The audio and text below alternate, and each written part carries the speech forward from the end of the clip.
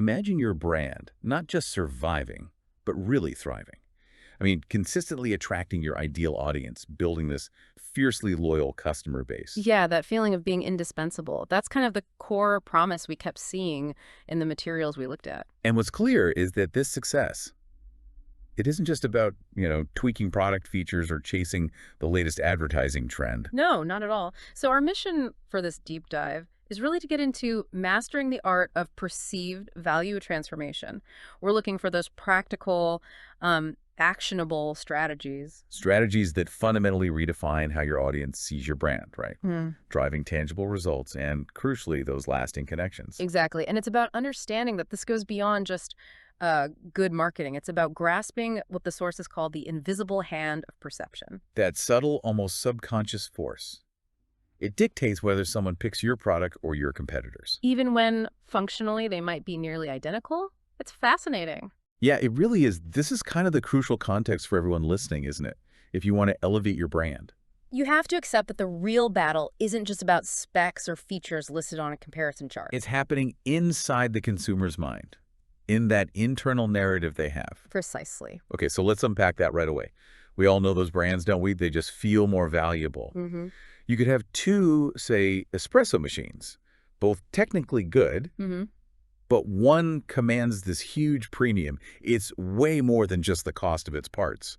So what's going on there? Well, it's because perceived value isn't just the price tag or the measurable specs. It's much bigger than that. Okay. It's the customer's whole subjective take on all the benefits they get. Things like status, identity, the experience, the emotion. Right, weighed against all the costs. Right. And it's often not logical at all. Rarely logical, yeah.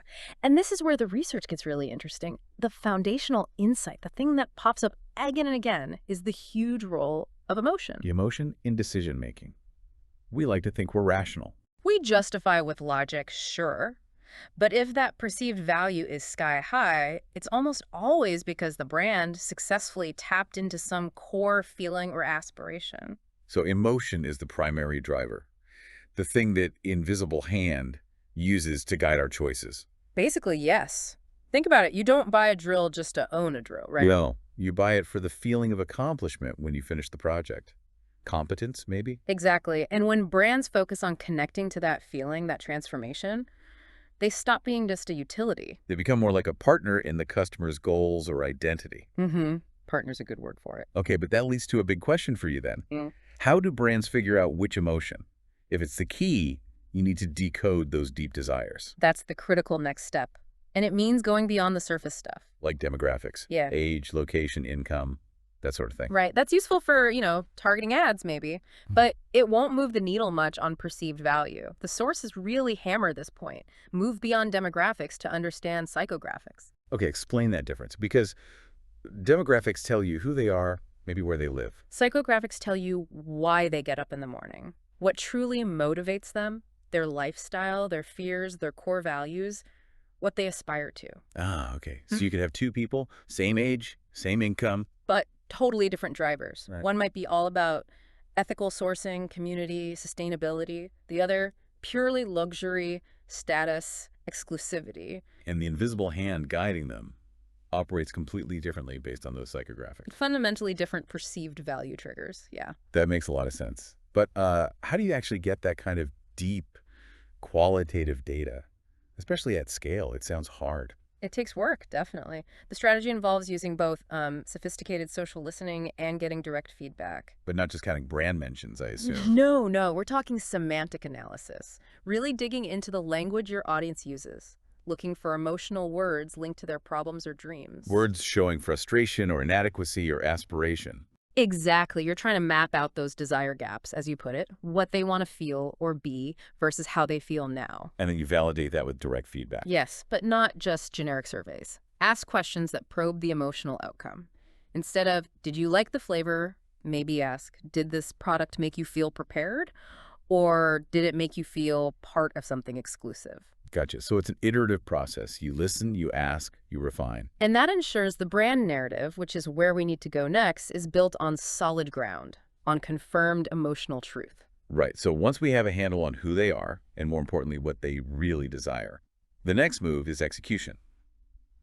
crafting that irresistible brand narrative. And the sources are really clear here. You have to move beyond features. Because if your competitor matches your features, Then durability or battery life or whatever, it Yeah. stops being a differentiator for perceived value. It just becomes table stakes. so the focus shifts to selling transformation. Ruthlessly. Yes. Can you give us an example of that? Selling transformation instead of features. Sure. Take a jacket. Instead of saying it's 80% wool, water resistant, you frame it differently. Like focusing on achieving personal freedom in any weather, or maybe the confidence of effortless style. You're selling the feeling the brand delivers. Security, freedom, status, competence, whatever it is, and putting the customer's identity right at the center. Precisely. That's the core of it. Okay, that sounds powerful. Yeah. But doesn't focusing so much on emotion risk? Well, what if the product isn't actually that great? Does perceived value need actual value to back it up? That's a really critical point. And yes, the sources are absolutely clear on this. Perceived value crumbles if you don't deliver. So the narrative says high expectations. And if the product fails, you get cognitive dissonance. The customer feels cheated, basically. Mhm. The real magic happens when the product quality confirms the emotional feeling they bought into. So authenticity and a solid product are still the foundation. You can't just spin a story. Absolutely not. That's the baseline. Okay, assuming the product is solid, how does storytelling build that emotional bond? It's about weaving the brand's origin, its why, its mission into a sort of mythology. Giving it depth, something bigger than just the product. Exactly. It's not just when the company started, but why.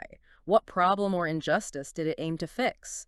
That narrative depth gives people something to belong to, and it signals status through that association. And this isn't just about the About Us page on the website, right? The materials stressed visual identity and tone of voice. Oh, absolutely non-negotiable. They are critical reinforcement tools.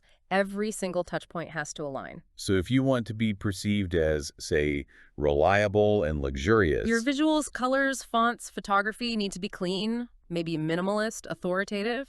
Your tone needs to match. and if you're going for playful and irreverent, Then your look and your language need to be sharp, witty, maybe a bit edgy. You can't have a mismatch. A luxury story can't live in a chaotic visual world. It just breaks the spell. okay, so the narrative is set, the visuals align. Now we need to make it real. Strategic touch points. This is where perceived value meets reality. Yeah, this is where the value gets reinforced, or potentially undermined.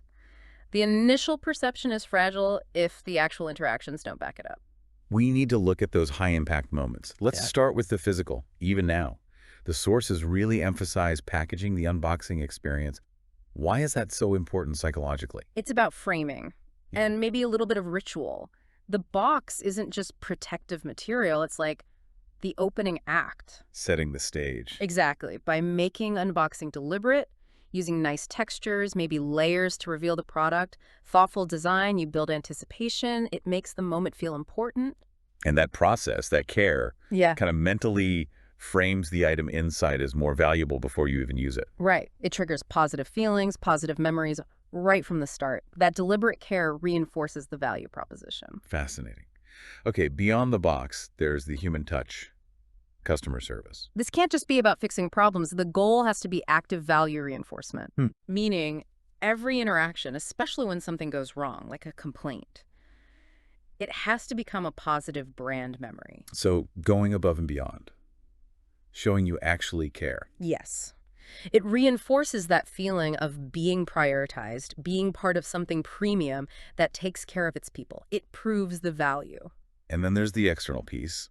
The sources talk about partnerships, endorsements, using them to borrow perceived value. How does that work? It's the halo effect, basically, plus social proof. So if a really respected brand or influencer partners with you, Their credibility, their perceived quality, some of that automatically rubs off on you in the audience's mind. It's a shortcut to trust.